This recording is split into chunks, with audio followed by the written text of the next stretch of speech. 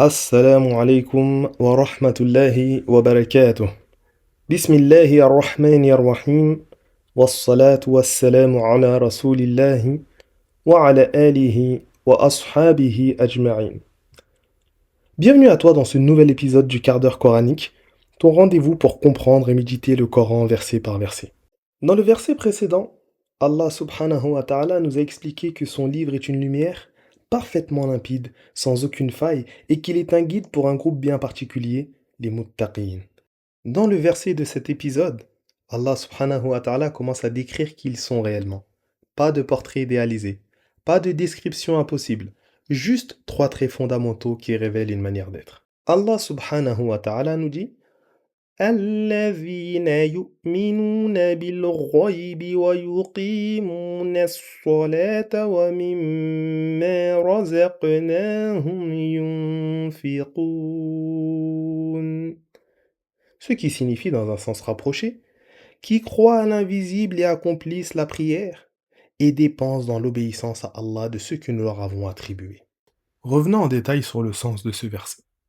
الذين يؤمنون بالغيب, qui a le sens de ceux qui croient à l'invisible. Croire à l'invisible, ce n'est pas accepter aveuglement quelque chose que l'on ne voit pas. Ce n'est pas de la naïveté. Dans le langage coranique, l'invisible, c'est ce qu'Allah subhanahu wa ta'ala a affirmé et que tes yeux ne peuvent pas atteindre. Ce n'est pas un imaginaire, mais une réalité que tes sens ne perçoivent pas encore. Quand Allah subhanahu wa ta'ala décrit les muttaqin comme des gens qui croient à l'invisible, il ne désigne pas des personnes qui fuient la réalité. Il parle de ceux qui ne se limitent pas à elle. Croire à l'invisible, c'est reconnaître que l'univers ne se réduit pas à ce qui est mesurable. C'est accepter qu'il y a un Seigneur qui dirige, des anges qui agissent, un destin qui se déroule, une résurrection qui attend, une justice parfaite qui viendra. Et ce n'est pas un effort intellectuel, c'est un état du cœur qui dit « Je fais confiance à celui qui sait ce que je ne vois pas ». La foi dans l'invisible ne demande pas la perfection. Elle demande un cœur qui refuse l'arrogance.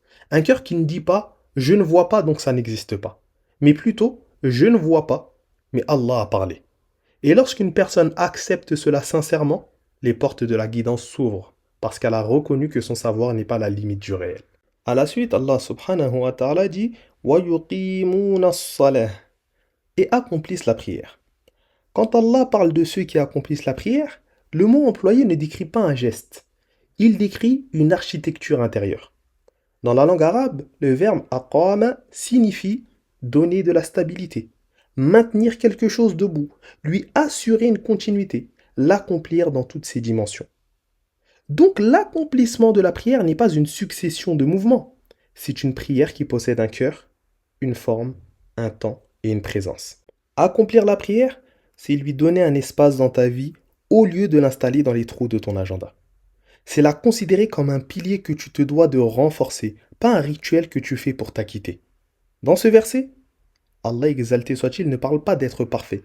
Il parle de personnes qui ont décidé que la prière ne serait plus reléguée au rang d'obligation fatigante, mais qu'elle deviendrait un refuge structurant, un axe autour duquel le cœur s'oriente.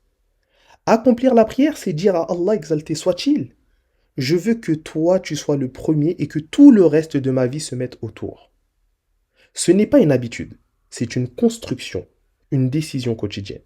Et même si ton recueillement n'est pas encore parfait, car tu luttes parfois, même si tu avances lentement, le simple fait d'avoir fait de la prière un pilier montre déjà à Allah exalté soit-il que tu veux marcher vers lui. Accomplir la prière, c'est également rendre visible ton orientation intérieure. C'est transformer une obligation en relation. C'est faire de tes gestes une langue et de ton cœur un témoin. Et Allah subhanahu wa ta'ala termine ce verset en disant وَمِمَّا رَزَقْنَاهُمْ يُنْفِقُونَ. Et ils dépensent dans l'obéissance à Allah de ce que nous leur avons attribué. Ici, Allah subhanahu wa ta'ala requalifie ton rapport à la possession. Il t'arrache de cette idée que tu te construis par toi-même, que tu avances uniquement grâce à ta force, ton intelligence ou ton travail. Parce qu'en vérité, ce que tu appelles mon argent, ma santé, ma force, ma connaissance, ce ne sont pas des trophées personnels. Ce sont des parcelles de subsistance qu'Allah subhanahu wa ta'ala a placées dans ta vie, chacune avec un rôle, un test, une responsabilité. Dépenser de ce qu'il t'a accordé, ce n'est donc pas seulement donner de l'argent. C'est utiliser ce qu'Allah subhanahu wa ta'ala t'a confié dans toutes ses formes. Ta clarté d'esprit, ton énergie, ton temps, ta compétence, ta science, ton influence, ta douceur, ta force physique. Tout cela fait partie du rizq. Le rizq, c'est la subsistance. Accepter cette réalité, c'est dire intérieurement, ce que je possède n'est pas à moi, c'est un dépôt. On observe ma manière de m'en servir. Et lorsque tu offres quelque chose, même minuscule en apparence, que ce soit une aide, un effort, une écoute, un conseil, un geste, tu réalises un acte intime mais immense. Tu refuses que tes dons deviennent des chaînes, parce que la force aime se transformer en orgueil. La science aime se transformer en supériorité. Et l'argent aime se transformer en attachement. Et tout ce qui s'installe trop profondément finit par prendre une place qui ne lui appartient pas. Alors Allah subhanahu wa ta'ala te protège. Il t'invite à faire circuler ce qu'il t'a donné, à ne pas immobiliser tes qualités pour toi seul, à empêcher ce que tu possèdes de se renfermer sur ton cœur. Il t'apprend que donner, c'est te libérer et que la véritable richesse ne vient jamais de ce que tu retiens, mais de ce que tu es capable d'offrir pour lui avec sincérité, même discrètement. Et surtout, lorsque tu dépenses de ce qu'il t'a accordé, tu dis avec ton geste ce que ta langue oublie parfois. Tu es celui qui donne. Et si tu m'as accordé cette force, cette énergie, cette science ou cet argent, tu peux me les renouveler encore. Ce n'est pas une transaction, c'est un témoignage. Un acte de reconnaissance envers celui qui alimente ton existence dans chacun de ses aspects. Pour conclure, ce verset t'invite à 3 transformations profondes. Déplacer ton regard au-delà de ce que tes yeux voient. Offrir à Allah un moment quotidien où ton cœur est en connexion avec lui.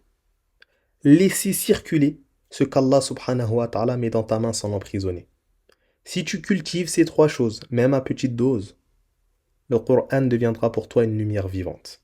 Ya Allah, accorde-nous une foi qui voit avec le cœur, une prière qui nous stabilise et une générosité qui nous purifie. Inscris-nous parmi tes serviteurs qui marchent vers toi avec sincérité. Ainsi se termine ce podcast. Si celui-ci t'a été bénéfique, n'hésite pas à le partager autour de toi pour que d'autres puissent en profiter à leur tour. Et si tu souhaites suivre l'explication du prochain verset, abonne-toi et n'oublie pas d'activer la cloche pour recevoir la notification. Barakallahu fik. Allahumma salli ala Sayyidina Muhammad wa ala alihi wa ashabihi ajma'in. سبحان ربك رب العزة عما يصفون وسلام على المرسلين والحمد لله رب العالمين